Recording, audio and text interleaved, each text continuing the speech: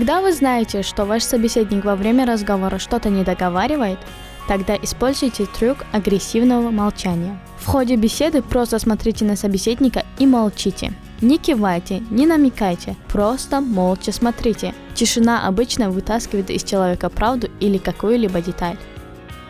Если вы хотите выразить кому-либо какое-то негодование, то попробуйте зажать критику между двумя позитивными фактами о человеке. Так люди лучше воспринимают критику.